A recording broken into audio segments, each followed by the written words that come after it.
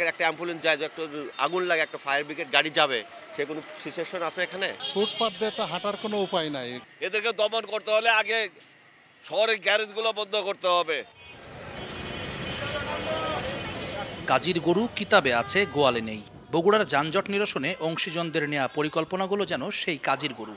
গেল বছর যানজট কমাতে জেলা প্রশাসন ও পৌরসভা থেকে স্বল্প, মধ্য ও দীর্ঘমেয়াদী বিভিন্ন পরিকল্পনা গ্রহণের কথা বলা হলেও এর একটিও পুরোপুরি বাস্তবায়ন হয়নি।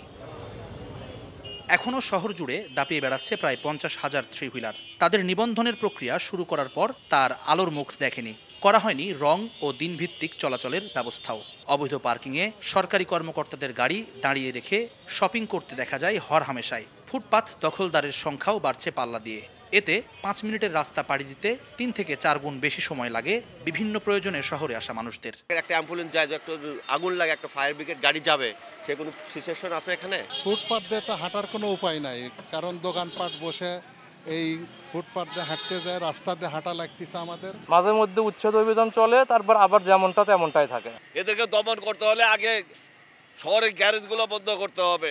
বিকাশে কম খরচে ক্যাশ আউটের লিমিট বেড়ে 50,000, প্রিয় এজেন্টও 2টা।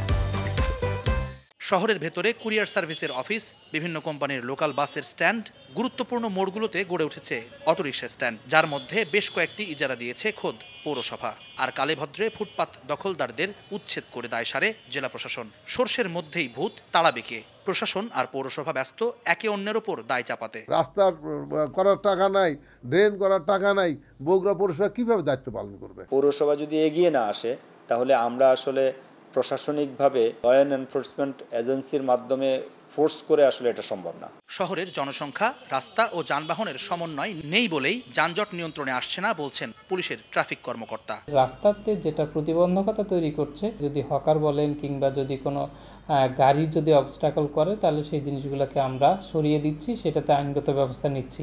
সমস্যা সমাধানে শহরের বিকল্প সড়কগুলো ব্যবহার বাড়ানোর তাগিদ সংশ্লিষ্টদের।